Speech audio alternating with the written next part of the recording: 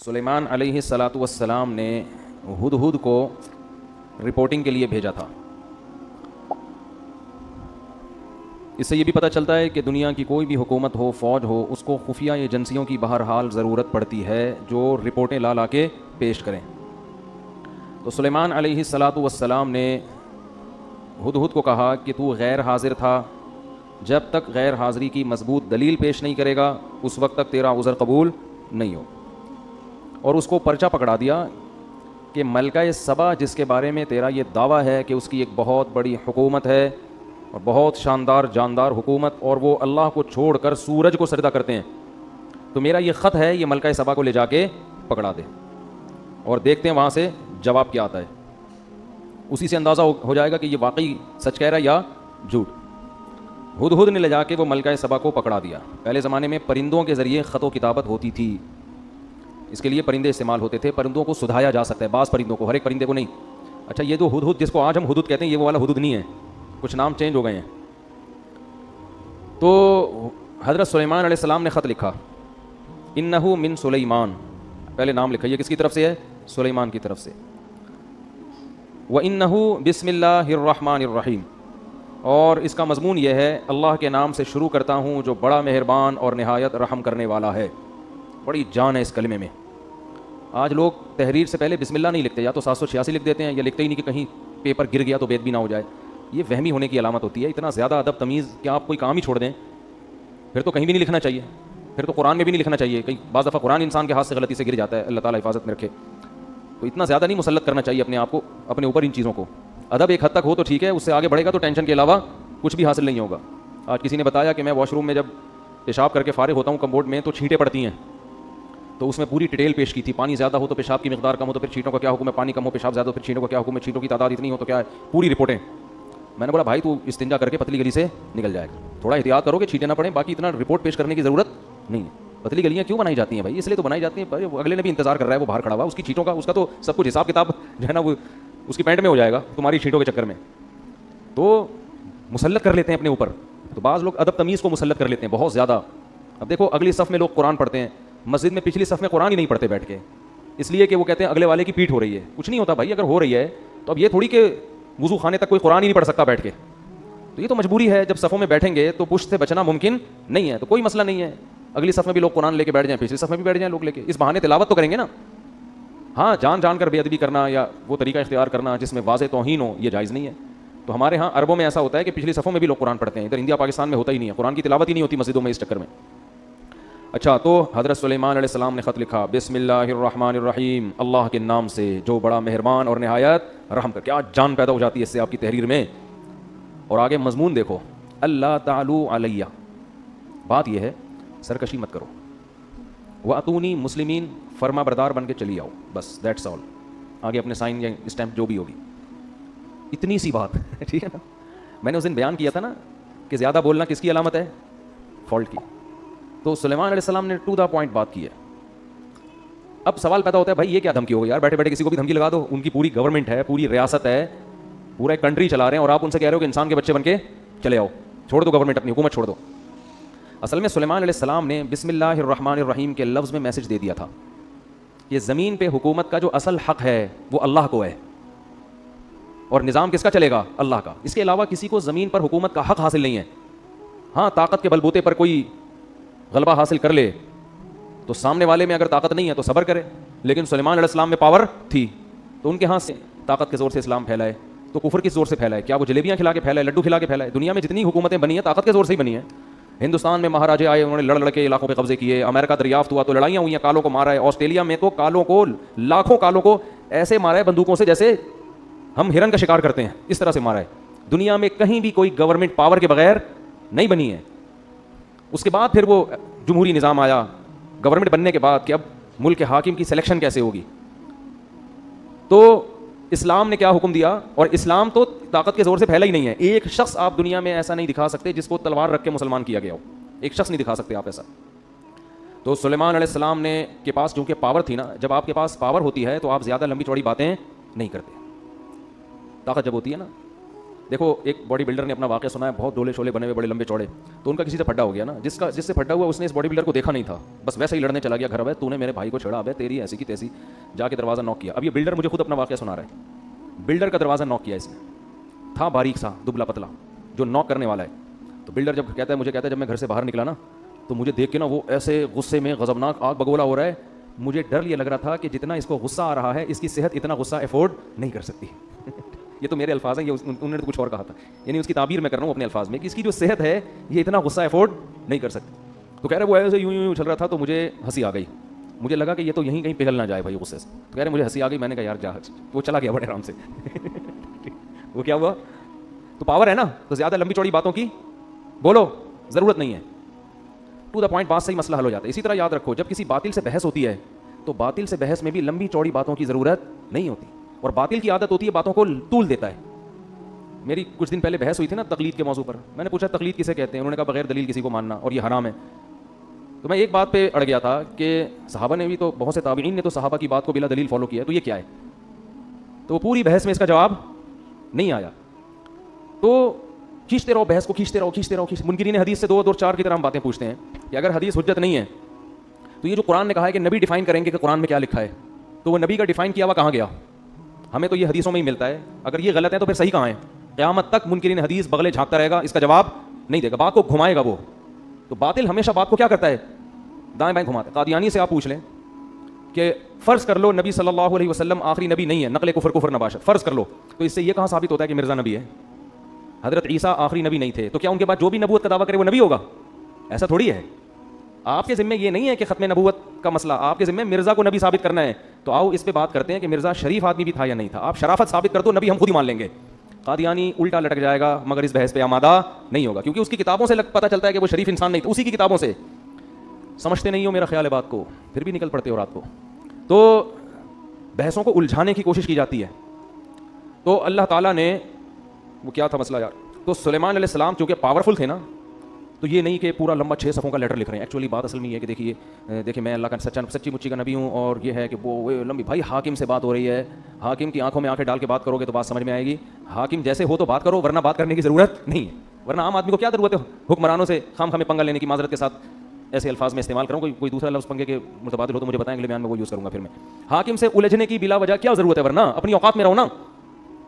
تو سلیمان علیہ السلام کے پاس ایک پاورفل حکومت تھی. تو سلیمان علیہ السلام کا انداز کیا تھا؟ اللہ تعالی علیہ, مجھ پر سرکشی مت کرنا, مجھ پر سرکشی.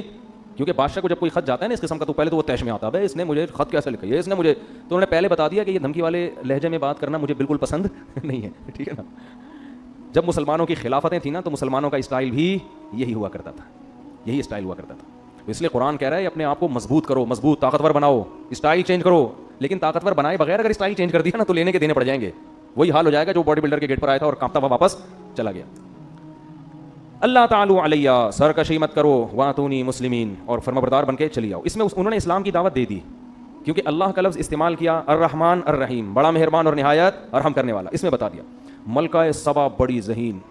میں کہہ رہا تھا نا اللہ نے عورتوں کو مردوں سے کم عقل دی ہے, مگر کچھ عورتیں مردوں سے زیادہ ذہین. ایک طرف ہم ملکہ سبا کو لیتے ہیں, ایک طرف فرعون کو لیتے ہیں. ملکہ سبا نے ایک خط پڑھا ہے, اس کی کھوپڑی میں بات آ گئی, اور فرعون کم بخت موسیٰ علیہ السلام نے خط نہیں بھیجا, موسیٰ علیہ السلام چل کے اس کے محل میں گئے ہیں. قرآن کہہ رہا ہے قولا لہ قولا لینا, اے موسیٰ ان سے نرم بات کرنا, سختی سے بات مت کرنا. دھمکی آمیز لہجہ نہیں ہونا چاہیے, سختی نہیں, نرم بات, شاید اس کو نصیحت ہو جائے. ادھر سلیمان علیہ السلام کا انداز دھمکی آمیز تھا, ٹھیک ہے نا, نرم لہجہ نہیں تھا, دھمکی آمیز, سرکشی مت کرو, انسان بن کے ہے بھائی. مسلم کا معنی فرما بردار, جس کو اردو میں انسان کا بچہ بولتے ہیں. یہ کہتے ہیں نا بندہ, پنجابی میں کہتے ہیں بندے دا پتر, اردو میں کیا کہتے ہیں, انسان کا بچہ. انسان کا بچہ بن کے آ, انسان بن, بندہ بن, بندہ کہتے ہیں نا لاہور میں. تو موسیٰ علیہ السلام کا جو انداز بھی نرم, اور اکیلے نہیں گئے بلکہ ہارون علیہ السلام بھی آپ کے ساتھ, 2 بندوں کا اثر زیادہ ہوتا ہے. ادھر سلیمان علیہ السلام خود تو گئی نہیں, خط بھی کسی سفیر کے ذریعے نہیں, پرندہ جھولی میں ڈال کے آ گیا, بس بات پہنچائیے, وہ بھی دھمکی آمیز لہجے میں. کتنا فرق ہے دونوں کی مینٹل اپروچ میں. فرعون کو پھر معجزے دکھائے, جادوگروں سے مقابلہ کروایا. موسیٰ کلیم اللہ کو بچپن سے جانتا تھا کہ یہ جھوٹے نہیں ہیں, یہ شریف انسان ہے. کتنا کچھ کرنے کے بعد بھی ہزاروں معجزے دکھا دیے کم بخت, پھر بھی سمندر میں راستہ بنتے ہوئے دیکھ لیا کہ بنی اسرائیل اس راستے سے گزر رہے ہیں, یہ معجزہ ہے, یہ تو اللہ ان کی مدد کر رہا ہے. اور پھر بھی اس کی آنکھوں پہ پٹی کہ خود بھی اسی راستے میں گھس رہا ہے. اسے یہ نہیں پتا کہ بھائی یہ تیرے سامنے ان کے لیے بنا ہے, تیرے لیے تھوڑی بنائی ہے. کیا اللہ نے ذہانت دی ملکہ سبا کو. تو ملکہ سبا کی ذہانت دیکھیں, نہ تو فوراً تسلیم ہو گئی, کیونکہ بعض دفعہ خط بھیجنے والا نقل کفر, کفر نباشت, 2 نمبر بھی تو ہو سکتا ہے نا. بھائی بسوں میں لوگ چڑھتے ہیں نا, پہلے تبلیغ کی بات کرتے ہیں, نماز پڑھیں, زکات دیں, پھر اپنا چورن کا ڈبی نکال کے بیچنا شروع کر دیتے ہیں. تو پہلے آدمی سمجھتا ہے ان سے زیادہ نیک دنیا میں کوئی نہیں ہے, پھر پتہ چلتا ہے اصل میں تو یہ چورن بیچنے کا ایک طریقہ تھا. تو 2 نمبر لوگ بھی تو ہوتے ہیں نا. تو ملکہ سبا کو یہ خطرہ تھا کہ کہیں ایسا نہ ہو کہ یہ جو بادشاہ جس نے مجھے اللہ کا نام لے کے مجھے دعوت دی ہے, ایسا نہ ہو کہ لیبل اللہ کا لگ رہا ہو, الرحمن الرحیم کا لگ رہا ہو, لیبل دین اور اسلام کا لگ رہا ہے, اور مقصد حکومت کرنا ہو, مقصد لالچ ہو. یہ اور زیادہ ذہین ہونے کی علامت. اگر فوراً رسپانس کرتی ہے اچھا میں آ رہی ہوں, خود اسے کہتی تم چلو میں پیچھے پیچھے آ رہی ہوں, بس تسلیم, یہ بھی بیوقوف ہونے کی علامت. بھائی پہلے تحقیق تو کرو یہ بندہ ٹھیک بھی ہے کہ نہیں ہے. اب ملکہ سبا میں ایک اور ذہانت. ملکہ سبا کی جگہ ہماری کوئی ملکہ ہوتی تو کیا کہتی, استخارہ نکالیں گے ہم بیٹھ کے. کیا کریں گے ہم, استخارہ نکالیں گے. آج بھی ایک صاحب آئے مجھ سے استخارہ نکلوانے کے لیے, تو استخارہ نکالیں گے, یوں آ گیا تو جائیں گے, یوں نہیں آیا تو نہیں جائیں گے. ملکہ سبا جانتی تھی بھائی کھوپڑی میں جو اللہ لوگوں کے دماغوں میں ڈالتا ہے وہ استخاروں میں نہیں نکلتا. استخارہ تو ایک دعا ہے. تو ملکہ سبا نے سارے اپنے مسٹنڈوں کو جمع, مسٹنڈے تو نہیں کہنا چاہیے, جو بھی درباری تھے نا وہ تھے تو مسٹنڈے, سارے بڑے بڑے جو فوج کے آفیسرز تھے اس کے, لیفٹیننٹ کرنل, جنرل, سارے جو بھی اس زمانے میں بہت مضبوط پاورفل گورنمنٹ تھی. قرآن کہتا ہے وہ اوتیت من کل شیء, ہر چیز اللہ نے اس کو دی تھی, چھوٹی موٹی حکومت نہیں تھی, بہت پاورفل تھی.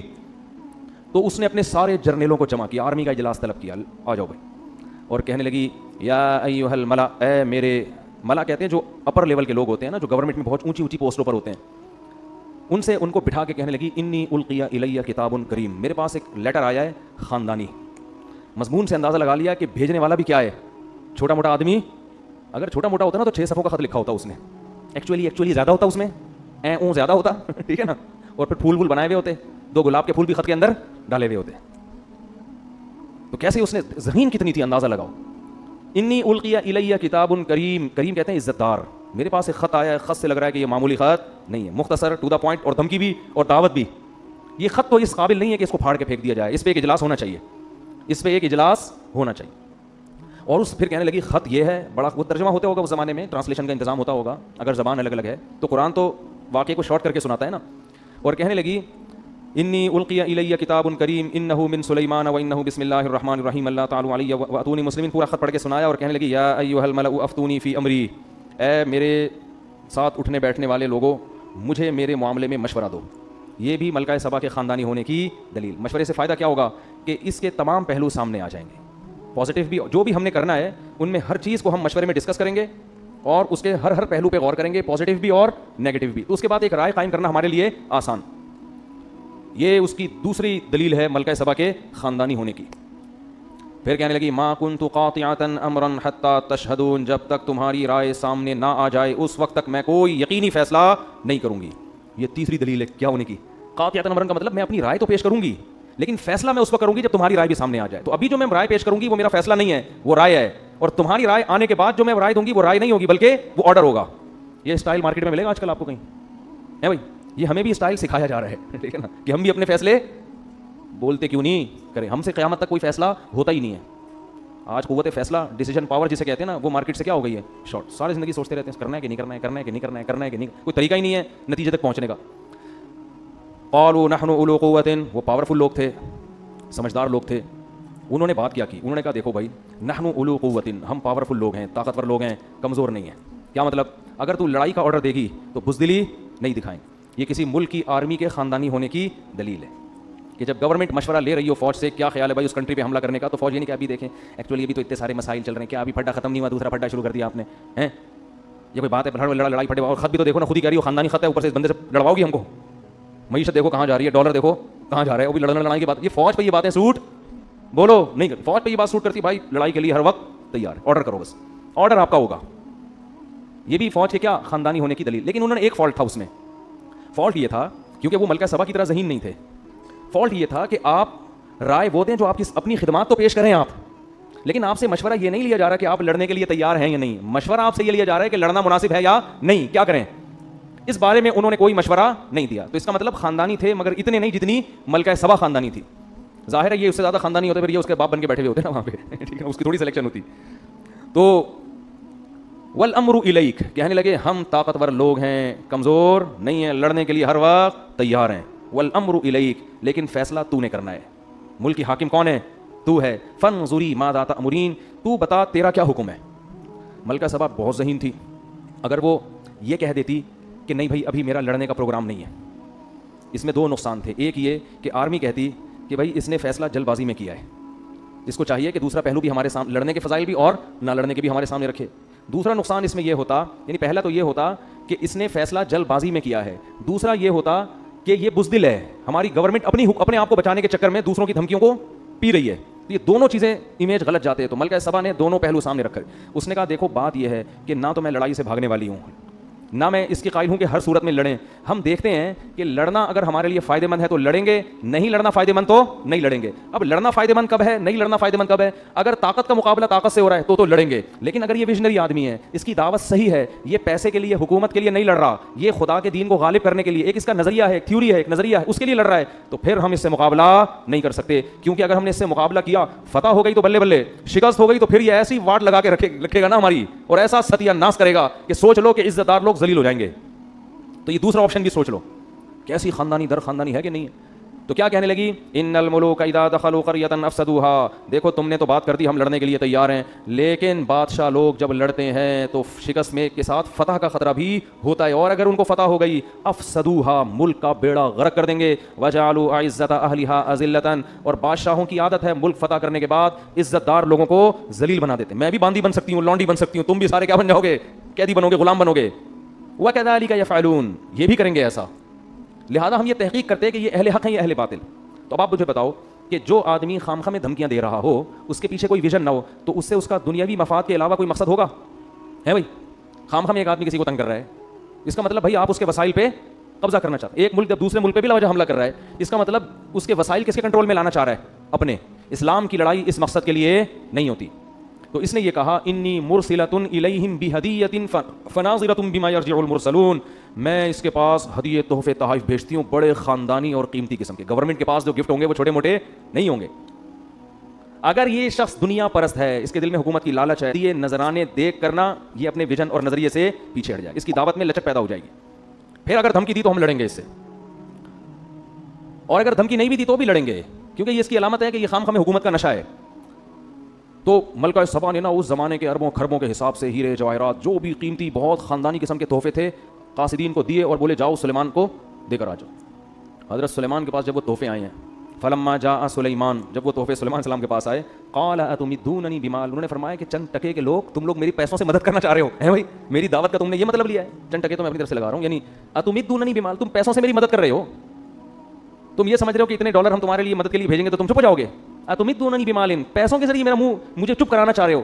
فما آتانی اللہ خیر مما آتاکم، اللہ نے مجھے جو وسائل دیے نا وہ تم سے کروڑہ گنا زیادہ دیے. ارجع الیہم، پتلی گلی سے نکل، پتلی گلی سے واپس. قاصد کو کہہ رہے ہیں پلٹ جا واپس، اور ملکہ سبا کو جا کے بول کہ اب دوسرا خط نہیں آئے گا، ہدہد کے اور بہت سارے کام ہیں ہمارے پاس. ہدہد اس کام کے لیے فارغ نہیں بیٹھا ہوا کہ خط و کتابت ہی کرتا رہے. فلناتینہم بجنود لا قبل لہم بہا، اب اس کو بول اب خط نہیں آئے گا، اب فوج آئے گی. جیسے خادم حسین رضوی نے کہا تھا نا غوری آیا وہ تو کچھ زیادہ ہو گئی تھی، لیکن قرضہ معاف کروانے کا ایک بہترین طریقہ تھا بٹن دباؤ غوری آیا. خیر، فلناتینہم بجنود لا قبل لہم بہا. مجھے لڈن جعفری کے مرنے کا جتنا افسوس ہوا ہے نا، کیونکہ رمضان میں بڑے زبردست چیزیں آتی رہتی تھیں، مختلف چیزیں آتی رہتی تھیں، آدمی فریش ہوتا رہتا تھا ان کو دیکھ کر.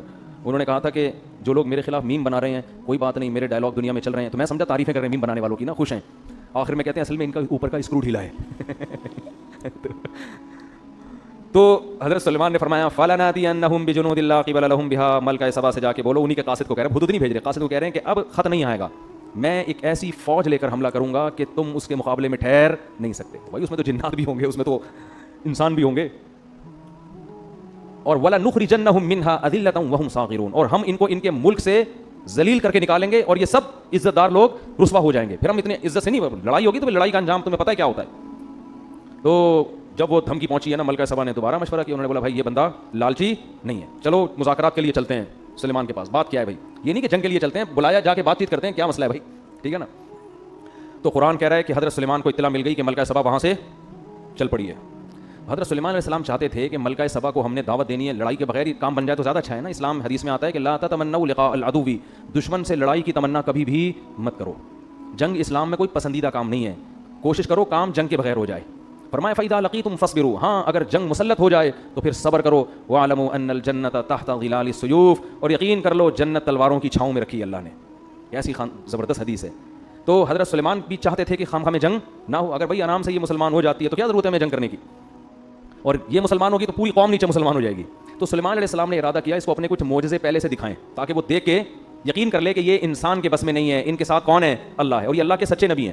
اس کے لیے سلیمان علیہ السلام نے ترکیب یہ سوچی کہ ہم ایسا کرتے ہیں کہ ملکہ سبا کا اتنا بڑا عالی شان تخت، ہیرے جواہرات اس میں جڑے ہوئے اور ٹنوں من اس کا وزن، وہ کسی جن کو ٹھیکہ دو پہلے ہی اٹھا کے لے آئے. وہ تو جب وہ یہاں آ کے دیکھے گی تو حیران ہو جائے گی نا. تو یہ کام تو انسان کے بس میں ہے نہیں. اس زمانے میں جہاز تھوڑی تھے، جو ہوائی جہاز ہیں یہ تھوڑی تھے اس زمانے میں، اور شپ کے ذریعے آنے میں تو کئی مہینے لگ جاتے تھے.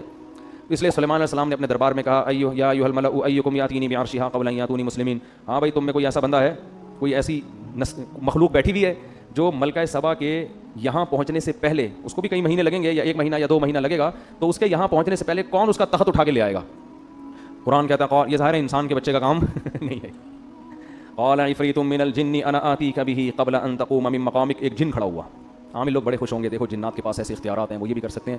جن کے پاس ایسے اختیارات ہوتے ہیں، لیکن آپ جن آپ کے اختیار میں ہوں ایسی کوئی رپورٹ ہمارے پاس نہیں ہے. جن تو بہت کچھ کر سکتا ہے مگر وہ آپ کے مشورے پہ کرے گا ایسا نہیں ہے. اگر کر رہا ہوتا نا تو آپ کی خستہ حالت. میں کہتا ہوں ان عاملوں سے جو کہتے ہیں کہ ہم سنگ دل محبوب کو قدموں میں لا سکتے ہیں، اس کو بولو پٹھان ہوٹل سے تو 2 پراٹھے لا کے دکھا دے جن کے ذریعے. سنگ دل محبوب کہاں سے لائے گا قدموں میں؟ تو جن تو طاقتور ہوتا ہے مگر وہ انسانوں کے کنٹرول میں نہیں ہوتا. تو وہ صرف سلیمان علیہ السلام کے کنٹرول میں تھے. تو جن نے کہا میں آپ اس کی بات کر رہے ہیں کہ وہ یہاں پہنچے گی پھر تخت آئے گا. ارے آپ کی مجلس برخاست ہونے سے پہلے تخت آپ کے سامنے.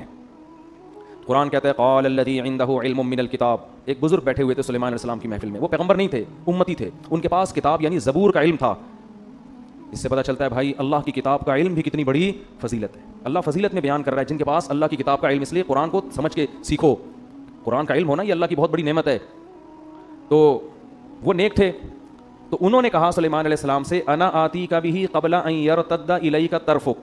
حضرت یہ جن کہہ رہا ہے کہ مجلس برخاست ہونے سے پہلے میں آپ کی پلک جھپکنے سے پہلے حاضر کروں گا. یہ کہا اور تخت سامنے حاضر. نہیں آ رہی بات سمجھ. یہ واقعہ اگر صرف فضائل اعمال میں لکھا ہوتا تو فضائل اعمال کے پہ جو کفر اور شرک کے فتوے لگے ہوئے ہیں ان فتووں میں ایک اور اضافہ ہو جاتا کہ دیکھو انسان کے بس میں تو یہ ہے نہیں، یہ تو شرک پھیلا رہے ہیں. تو یہ واقعہ قرآن میں لکھا ہے. اس سے پتہ چلتا ہے کہ اللہ تعالیٰ بعض مرتبہ کسی بزرگ کے ہاتھ پہ کوئی ایسا محیر العقول کام کر دیتے ہیں جو اسباب کی دنیا میں ممکن نہیں ہوتا. اس کو کرامت کہتے ہیں. یہی کام اگر نبی سے ہو تو اس کو معجزہ کہتے ہیں، بزرگوں سے ہو تو اس کو کیا کہا جاتا ہے؟ کرامت. اور یہ کچھ بھی ہو سکتا ہے. اس میں ہمارا عقیدہ یہ ہے کہ یہ ہاتھ بزرگ کا استعمال ہوتا ہے، کام بزرگ نہیں کر رہے ہوتے. اللہ نے بزرگوں کو ایسے اختیارات نہیں دیے، نہ پیغمبروں کو دیے نہ بزرگوں کو دیے ہیں. پیغمبر کا معجزہ بھی اللہ کی طرف سے ہوتا ہے، پیغمبر کا دخل نہیں ہوتا اس میں. مردوں کو حضرت عیسیٰ زندہ کرتے تھے تو حضرت عیسیٰ نہیں کرتے تھے بلکہ کون کرتا تھا؟ اللہ کرتے تھے. حضرت عیسیٰ تو صرف کہتے تھے. تو اللہ نے ان بزرگ کے ہاتھ پہ کرامت ظاہر کی. تو اسی طرح فضائل اعمال میں جو درجنوں واقعات لکھے ہیں بزرگ نے یہ کر دیا، یہ کرامت کے واقعات ہیں. ان کو شرک کہنا اس لیے درست نہیں ہے کہ ان میں ان بزرگ کی طرف مجازی نسبت ہے. حقیقت کون کر رہا ہے؟ اللہ. ہاں کرامت کا واقعہ اگر مستند کتاب میں لکھا ہو یا مستند ذریعے سے پہنچے تو اس کو مانو. بیان کرنے والا مستند نہیں ہے تو پھر اس کو مت مانو. اب فضائل اعمال میں جو کرامتیں لکھی ہوئی ہیں وہ جن کتابوں سے لی گئی ہیں وہ کتابیں اگر مستند ہیں تو کرامت کا واقعہ بھی درست. کتابیں مستند نہیں ہیں تو کرامت کا واقعہ درست نہیں ہے. اور دوسری بات یہ کہ جو لوگ فضائل اعمال کے خلاف کلپ بناتے ہیں ان سے کہو اصل کلپ تو اس کتاب کے خلاف بننا چاہیے جس کتاب سے فضائل اعمال نے وہ کرامت لی ہے. اس کتاب کے خلاف کوئی کلپ بنانے کے لیے تیار نہیں ہے کیونکہ وہ کتابیں بڑے بڑے محدثین کی لکھی ہوئی کتابیں ہیں اور محدثین کو برا بھلا کہیں گے تو لوگ ان کو جوتے ماریں گے. تو اس لیے انہوں نے فضائل اعمال کو پکڑا ہوا ہے. نہیں یار یہ سمجھ میں میرا خیال ہے بات. تو یہ خیانت ہے بہت بڑی کہ جو اصل کتاب ہے اس کو تو کچھ نہیں کہہ رہے. ٹھیک ہے نا. اور جہاں جو نقل کر رہے ہیں اس کو کہہ رہے ہیں یہ فضائل اعمال اور فضائل صدقات میں شرک بھرا ہوا ہے. تو ان کو شرک کی ڈیفینیشن ہی پتہ نہیں ہے. تو ان بزرگ نے کیا کہا. اب یہاں ایک اور لوگ سوال کرتے ہیں کہ یہ کرامت تو صحابہ کے ہاتھ پہ ظاہر نہیں ہوئی جو فضائل اعمال میں لکھی ہوئی ہیں. یہ تو نبی کے ہاتھ پہ یہ معجزہ نہیں ہوا تو بزرگ کے ہاتھ پہ کیسے ہو گیا؟ اس کا مطلب بزرگ صحابہ سے بھی افضل ہیں. تو یہی سوال ہم یہاں کریں گے کہ سلیمان علیہ السلام تو تخت کو سیکنڈوں میں لا نہیں سکے لیکن مجلس میں بیٹھے ہوئے بزرگ نے کہا اور تخت سامنے حاضر. تو کیا ہم یہ کہہ سکتے ہیں کہ وہ بزرگ حضرت سلیمان سے افضل ہو گئے؟ نہیں. کرامت کے صدور سے کوئی شخص دوسرے سے افضل نہیں ہو جاتا. کرامت تو اللہ کی طرف سے ایک اکرام ہے بزرگ کا کہ دیکھو میں اس پہ خوش ہوں اور اس کے ہاتھ پہ میں کیسی چیزیں ظاہر کر دیتا ہوں. یہ اس کی علامت نہیں ہے کہ اس وقت دنیا میں سب سے افضل یہی ہے. اور یہ بھی ممکن ہے کہ ایک پیغمبر کے ہاتھ پہ وہ معجزہ ظاہر نہ ہو جو کسی امتی کے ہاتھ پہ کرامت ہو جائے. یہ بھی عین ممکن ہے. باقی افضلیت کا تعلق اعمال سے ہے، کرامتوں سے نہیں ہے. کون افضل ہے سب سے؟ جو شریعت پہ سب سے زیادہ چلتا ہے تو وہ تو پیغمبر سب سے زیادہ چلتے ہیں نا. اور علماء کہتے ہیں امتی کے ہاتھ پہ کرامت کا ظاہر ہونا یہ پیغمبر ہی کے فضیلت کی دلیل ہے. اس لیے کہ اس امتی کو یہ مقام اس پیغمبر کی امت کے امتی ہونے کی وجہ سے ملا ہے. وہ جو بزرگ تھے نا جنہوں نے کرامت ظاہر کی اور تخت فوراً لے آئے تو اصل میں یہ فضیلت سلیمان علیہ السلام کی تھی. وہ بزرگ سلیمان علیہ السلام کو فالو کرتے تھے اسی وجہ سے تو یہ انعام ملا نا ان کو اسی وجہ سے حضرت سلیمان اس بزرگ کا شکریہ نہیں ادا کر رہے, بلکہ جیسے ہی تخت حاضر ہوا ہے تو کہہ رہے ہاذا من فضل ربی, یہ میرے رب کا مجھ پر فضل ہے. نہیں آ رہی بات, کیا مطلب؟ گویا یہ میرا معجزہ ہے کہ میرے امتیوں کے ہاتھ پہ ایسا کچھ ہو رہا ہے, تو یہ ان کا نہیں, یہ کس کا کمال ہے؟ یہ کمال اللہ نے مجھے دیا ہے کہ مجھے فالو کرنے کی وجہ سے ان کو ایسے ایسے انعامات ملے ہیں. تو فضائل اعمال اور صدقات میں جو بزرگوں کی کرامتیں لکھی ہوئی ہیں وہ محمد صلی اللہ علیہ وسلم کی فضیلت کی دلیل ہیں کہ اللہ نے سید الانبیاء کو اتنا اونچا مقام دیا کہ سید الانبیاء کو فالو کرنے والوں کے ہاتھ پہ اللہ نے ایسی ایسی کرامتیں ظاہر کی ہیں. تو اس سے پیغمبر کا مقام کم نہیں ہو رہا, بلکہ پیغمبر کا مقام اونچا ہو رہا ہے کہ ان کی امتیوں میں پچھلی امتوں سے بھی زیادہ بڑی بڑی کرامتیں صادر ہوئی ہیں. نہیں آ رہی میرا خیال ہے بات سمجھ میں. تو سلیمان علیہ السلام نے کیا کیا, وہ ان بزرگ نے کہا کہ میں آپ کی پلک جھپکنے سے پہلے کیا لے آؤں گا؟ تخت سامنے. یہ کہا اور تخت سامنے, کیونکہ پلک تو جھپکنے میں سیکنڈ لگتے ہیں. اب جیسے ہی حضرت سلیمان نے دیکھا یہ تو تخت یہیں آ گیا فوراً, تو فرمانے لگے ھذا من فضل ربی, یہ میرے رب کا کیا ہے؟ فضل ہے, مجھ پر فضل ہے. لیبلونی ااشکر ام اکفر, اللہ مجھے آزمانا چاہتا ہے کہ میں اس کا شکر گزار بنتا ہوں یا ناشکرا. میں نے اس دن بیان میں کہا تھا نا کہ پیغمبر جب بھی کوئی نعمت دیکھتے ہیں تو شو نہیں مارتے, اتراتے نہیں ہیں اور بڑی بڑی باتیں نہیں کرتے, بلکہ کس کی طرف نسبت کرتے ہیں؟ اللہ کی طرف. شکر بھی ادا کرتے ہیں اور استحضار بھی کرتے ہیں کہ مجھے آزمایا جا رہا ہے, ایسا نہ ہو میں اس میں پڑھ کے اللہ کو بھول جاؤں. ہمارے ہاتھ میں کوئی ایسی کرامت ظاہر ہو نا, کوئی انڈا ہی اٹھا کے ہم لے آئیں کہیں سے, پٹھان ہوٹل کا پراٹھا لے آئیں, چلو فرض کرو اٹھا کے لے آئیں اگر ہم, تو 6 مہینے شو مارنے میں لگیں گے کہ نہیں لگیں گے؟ دیکھا اس دن میں نے سنگ دل محبوب قدموں میں لایا تھا کہ نہیں لایا تھا؟ لایا تھا کہ نہیں لایا تھا؟ دیکھا اس دن میں نے, دیکھا میں نے خواب سنایا تھا اگلے دن سچا نکلا کہ نہیں نکلا؟ 6 مہینے کس میں لگیں گے؟ شو مارنے میں. ادھر سلیمان علیہ السلام یہ نہیں کہہ رہے فخر, دیکھو میری امتیوں میں ایسے ایسے لوگ ہیں ہزاروں کلومیٹر دور سے, تخت سیکنڈوں میں, میں ایسے ہی تھوڑی یہاں بیٹھا ہوا ہوں بھائی, ایسے ہی تھوڑی, بہت سے پیغمبروں سے اللہ نے مجھے فضیلت دی ہے, ایسی کچھ نہیں. بلکہ کیا کہہ رہے ہیں, یہ میرے رب کا فضل ہے, میرا کمال نہیں ہے, اور میرے رب نے مجھ پر یہ فضل اس لیے کیا لیبلونی, مجھے آزما رہا ہے وہ, اشکر ام اکفر, کہ میں شکر گزار بنتا ہوں یا ناشکرا. آگے کہنے ومن شکر فانما یشکر لنفسی, دیکھو جو شکر کرتا ہے اپنے خود ہی فائدہ ہوگا اس کا, اللہ کو کوئی فائدہ نہیں ہے. ومن کفر فان ربی غنی کریم, اور جو ناشکری کرے گا اللہ کا کوئی نقصان نہیں ہے, میرا رب بے پرواہ ہے, اسے انسانوں کے شکر کی ضرورت نہیں ہے, کریم عزت دار پہلے سے ہے, وہ کسی کی ناشکری سے اس کی عزت میں کمی نہیں ہوتی. اب جب تخت آ گیا نا, تو اب سلیمان علیہ السلام نے سوچا ملکہ سبا آتے ہی تو اس تخت کو پہچان جائے گی, کیونکہ ایک دم 100% وہی تخت, اس جیسا تو کسی کا نہیں ہے. تو اسے تھوڑا سرپرائز دینے کے لیے ہم اس تخت میں تھوڑی سی چینجنگ کرتے ہیں تاکہ اس کو تھوڑا سوچنا پڑے. جب انسان کنفیوز ہونے کے بعد کسی حقیقت پر مطلع ہوتا ہے تو اس پر اثر زیادہ ہوتا ہے. سمجھ میں نہیں آ رہی بات؟ تھوڑا سا کنفیوز ہونا پھر پتہ چلے بھائی یہ وہی ہے. جیسے حضرت یوسف جب مصر کے بادشاہ بنے نا, تو جو ان کے بھائی جب گئے ہیں تو حضرت یوسف کو پہچانا نہیں, لیکن کنفیوز ہو گئے تھے کہ ان کی شکل کس سے مل رہی ہے, ہمارے بھائی سے. پھر یوسف علیہ السلام نے بھی ان کو بتایا نہیں کہ میں تمہارا بھائی ہوں, بلکہ ان سے پوچھا کہ تمہیں پتہ ہے تم نے اپنے بھائی کے ساتھ کیا کیا تھا کنویں میں؟ یہ نہیں بتایا کہ میں وہی ہوں. یہ سوال پوچھنا تھا کہ بھائی سمجھ گئے کہ یہ کون ہے, کیونکہ یہ واقعہ تو یوسف کے علاوہ کسی کو معلوم نہیں تھا. تو یہ بھی تھوڑا سا نا تردد میں ڈال کے کسی کو حقیقت بتانا, اس میں زیادہ لطف ہوتا ہے, اس میں زیادہ مزہ ہوتا ہے, اور اس میں جو آپ اس کو سکھانا چاہتے ہیں وہ زیادہ اچھی طرح سے سیکھتا ہے. تو سلیمان علیہ السلام نے کہا نکروا لہا عرشہا, ذرا اس کا جو تخت ہے اس کی سیٹنگ تھوڑی سی کیا کر دو, چینج کر دو, یہ والا نٹ بولٹ تھوڑا وہاں لگا دو, یہ والا وہاں لگا دو, اس طرح کر دو. جب ملکہ سبا وہ مہینوں کا سفر کر کے پہنچی ہے تو سلیمان علیہ السلام نے ملکہ سبا سے کہا, اچھا ہمارے ہاں کوئی متعصب قسم کے صوفی ہوتے تو کہتے حضرت آپ لیڈیز سے بات نہ کریں. یہ بھی ایک طبقہ ہے ہمارے ہاں جو تقوی میں اتنا آگے نکل جاتا ہے. ایک طرف تو ایسا لبرل طبقہ ہے جنہوں نے پردہ ہی ختم کر دیا کہ مرد اور لڑکیاں ساتھ بیٹھ کے گپے ماریں. میں جب بھی ٹیلی ویژن کے کسی پروگرام میں جاتا ہوں پہلے یہ ان کو آرڈر دیتا ہوں, میرے ساتھ کسی لڑکی کو بٹھانے کی اجازت نہیں ہے. اس کی میں نے بہت سختی کی ہوئی ہے. یہ علماء کے وقار کے خلاف ہے کہ جوان لڑکیاں بن ٹھن کے آئی ہیں, مفتی صاحب سے انٹرویو لے رہی ہیں, تو آپ پردے کی تبلیغ کیسے کرو گے دنیا کے سامنے؟ ہاں اس پہ جو ہے نا کال پہ کوئی انٹرویو ریکارڈ کرا کے, میرے کچھ انٹرویو ایسے ہیں جس میں یہ دکھایا کہ کوئی لڑکی مجھ سے انٹرویو لے رہی ہے, وہ سامنے نہیں بیٹھی ہیں, وہ انہوں نے مجھ سے ویڈیو انٹرویو ریکارڈ کروا کے پھر چلایا اس اسٹائل میں کہ جیسے ایسا لگ رہا ہے کہ وہ سامنے میرے بیٹھی ہوئی ہیں, تو وہ ایڈیٹنگ ہوئی ہے. تو ایک طبقہ تو ہمارا یہ ہے کہ جنہوں نے پردے کے حکام کی دھجیاں اڑا دی. ایک طبقہ اتنی صوفی پنے کی انتہا کو پہنچا ہوا ہے جہاں عورت سے بات کرنے کی ضرورت ہے وہاں بھی وہ بات کرنے کے لیے تیار نہیں ہے. اب کوئی خاتون اگر آپ سے مسئلہ پوچھنے کے لیے آ رہی ہے تو پردہ کرنا تو اس کی ذمہ داری ہے. اگر وہ نہیں کر رہی تو آپ کو شریعت نہیں کہتی یہاں سے بھاگ جاؤ فوراً کہ وہ مسئلہ پوچھنے آئی آپ بھاگیں وہاں سے, آپ بیٹھے مسئلہ بتائیں. ہاں تنہائی کسی عورت کے ساتھ بند کمرے میں اختیار کرنا اس کی اسلام میں اجازت نہیں ہے, اور آپ اس کو محبت سے پردے کی ترغیب بھی دے دیں. تو ہمارے یہاں کچھ جو اس طرح کے لوگ ہیں نا, تو وہ سلیمان علیہ السلام پر اعتراض کہ آپ, وہ پہلے سلیمان علیہ السلام کے پاس جا کے کہتے ہیں حضرت آپ کو لیڈیز سے بات کرنے کی اجازت نہیں ہے بالکل. تو لیکن پیغمبر تھے, کون بولتا. تو سلیمان علیہ السلام نے جب دیکھا کہ ملکہ سبا آئی تو سب سے پہلے اس سے سوال پوچھا اہا کدا عرشک, یہ تخت آپ ذرا دیکھیں, بتائیں کہ کیا آپ کا جو تخت ہے اسی ٹائپ کا ہے یا نہیں ہے. تو وہ بڑے حیران ہو گئی کہ یار بالکل اسی جیسا لگ رہا ہے لیکن 100% وہ ہے بھی نہیں. تو کہنے لگی قالت کأنہ ہو, ایسا لگ رہا ہے کہ یہ وہی ہے, یعنی وہ ہے تو نہیں لیکن ایسا لگ رہا ہے کہ گویا کہ یہ وہی ہے.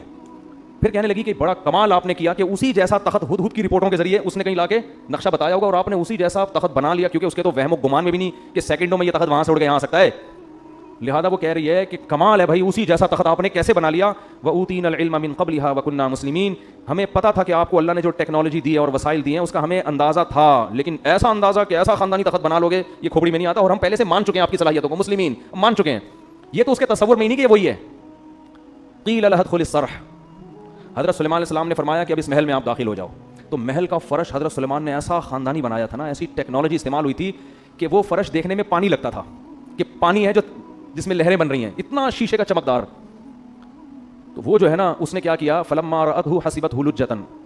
اچھا اس سے یہ بھی پتہ چلتا ہے کہ اللہ نے اگر آپ کو وسائل دیے ہیں تو اچھا گھر بنانا, اچھا ڈیکوریٹ کرنا گھر کو, لائف اسٹائل کو ذرا لگژری بنا لینا, یہ شریعت کے خلاف نہیں ہے. کوئی صوفی وہاں پر ہوتا, نالائق ٹائپ کا صوفی, وہ پہلے تو حضرت سلمان کے ملکہ سبا کی سے بات چیت پر اس کو اعتراض ہوتا, ایک آپ نامحرم سے بات کیوں کر رہے ہیں آپ. دوسرا اعتراض اس کو یہ ہوتا کہ یہ کیا ہے بھائی, یہ کیا ہے تخت مخت, آپ نے بھی تخت بنایا ہوا, آپ کا اتنا عالی شان تاج ہے, اور یہ آپ نے اتنے خوبصورت فرش بنائے ہوئے ہیں, ٹائلیں لگائی ہوئی ہیں فرش کے اوپر, ایسا خاندانی فرش کے دیکھنے میں کیا لگ رہا ہے, پانی لگ رہا ہے. اس زمانے میں ایسا شیشہ بنا لینا کہ پانی لگے, وہ تالاب لگے, یہ کیا بھائی, آپ کو تو ایک جھونپڑے میں رہنا چاہیے, پرانے سے بوسیدہ کپڑا پہن کے اللہ کرنا چاہیے, یہ کیا بھائی. جب اللہ نے وسائل دیے ہیں تو یہ بھی بولو ٹھیک, اور جب نیت اچھی ہو تو اور زیادہ ٹھیک. نیت کیا ہے بھائی, دنیا پہ جو روب اور دبدبا پڑے گا وہ جھونپڑے دیکھ کے نہیں پڑے گا, وہ اسی دنیا کا اسٹائل یہی ہے. لینڈ کروزر میں کسی کے یہاں رشتہ لینے جاؤ فوراً ملے گا, گدھے پہ بیٹھ کے جاؤ گے کیا خیال ہے, ملے گا. تو جب رشتہ نہیں ملتا بھائی گدھے پہ بیٹھ کے جانے میں, تو کوئی حکومت آپ سے کیسے تسلیم ہو جائے گی آپ کے سامنے, وہ لے کے میدان میں جا رہے ہیں لڑنے کے لیے. تو اسی وجہ سے ہمارے نبی نے بھی اس کا بڑا اہتمام کیا ہے. جب کوئی وفد ہمارے نبی سے ملنے آتا تو آپ اپنے لباس کو چینج کرتے, اچھا لباس پہنتے, اپنے بالوں میں کنگھی کرتے. اور پھر جو دوسرے ملکوں میں آپ سفیر بھیجتے نا مذاکرات کے لیے, ان کی پرسنالٹی بڑی زبردست تھی. جتنے سفیر نبی صلی اللہ علیہ وسلم نے دوسرے ملکوں کے لیے بھیجے ہیں, ان میں مفسرین کہتے ہیں دو چیزیں قدر مشترک تھیں. ایک ان کی پرسنالٹی, خوبصورت بہت تھے, قداور تھے. دوسرا بلاغت بہت تھی, بات کرنا جانتے تھے, آواز اچھی تھی, بات بہت اچھی, کیونکہ اس سے بڑا اچھا میسج آتا ہے. اب کسی ایسے آدمی کو بھیج دیا جو حقلا رہا ہے وہاں جا کے ہے بھائی, یا اس کی پرسنالٹی نہیں ہے, تو اس سے امیج اچھا نہیں پڑتا. یہ جو تھے رضی اللہ عنہ, یہ بھی سفیر تھے دوسرے ملکوں میں, یہ اتنی پرسنالٹی, اتنے خوبصورت تھے کہ حضرت عمر نے اپنے دور خلافت میں ان پر مدینہ آنے پر پابندی لگا دی, اور کہا اگر مدینہ آئیں تو چہرہ ڈھانپ کے آئیں, کیونکہ بہت سی عورتوں کو ان کو دیکھ کے فتنہ ہونے لگا تھا. یعنی مدینہ آتے نا تو جن عورت کی ان پہ نظر پڑتی اس کے بارے میں خطرہ ہوتا کہ یہ کوئی ان پہ فریفتہ نہ ہو جائے, عاشق نہ ہو جائے. ایسی خوبصورت پرسنالٹی نبی نے روم اور کسرا کے بادشاہوں کے لیے رکھی ہوئی تھی, ان کے پاس بھیجتے تھے. تو جب محل میں داخل ہوتے ہوں گے اور نبی کا پیغام پہنچاتے ہوں گے تو وہ غور سے سنتا ہوگا کہ نہیں سنتا ہوگا. تو دنیا اسباب کا ہے نا. ہاں دوسری طرف حضرت بلال بھی ہیں. حضرت بلال کو آپ صلی اللہ علیہ وسلم نے سفیر نہیں بنایا لیکن مؤذن بنایا, ان کو بتایا کہ تمہاری قدموں کی آہٹ کہاں سنتا ہوں میں, جنت میں.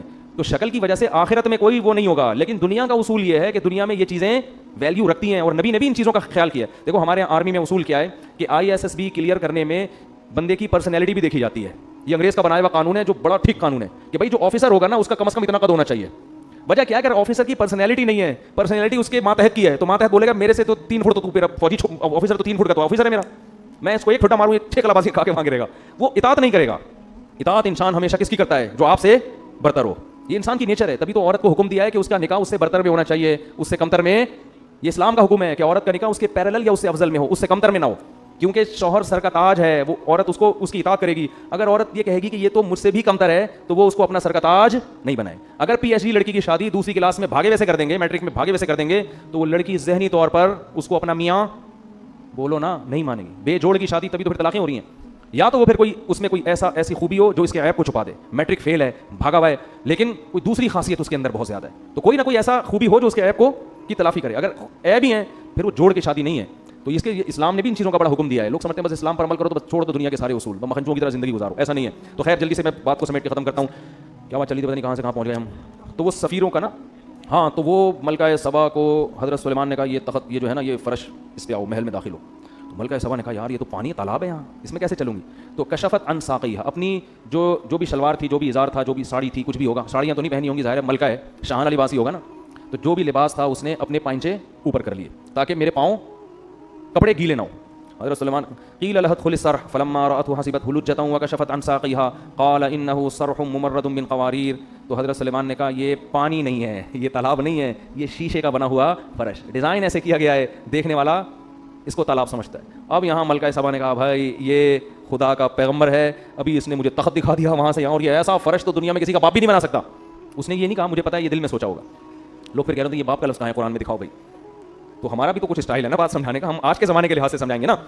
تو ملکہ سبا نے کہا بھائی یہ تو ممکن واقعی اللہ کے سچے پیغمبر ہیں، ان کے پاس وسائل کی کمی نہیں ہے. تو فوراً کہنے لگی قال ربی انی ظلمت نفسی.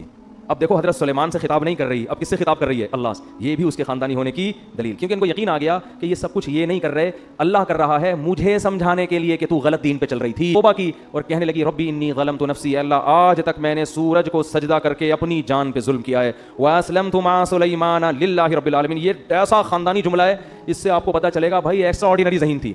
اب یہ نہیں کہہ رہی کہ اللہ میں تجھ پر ایمان لے آئی، یہ بھی نہیں کہہ رہی کہ اللہ میں نے سلیمان کو نبی مان لیا. اگر یہ کہتی کہ میں نے سلیمان کے ہاتھ پہ بیعت کر لی، سلیمان کو مان لیا، تو سوال پیدا ہوتا ہے یہ سارے کام کا حکم کون دے رہا ہے؟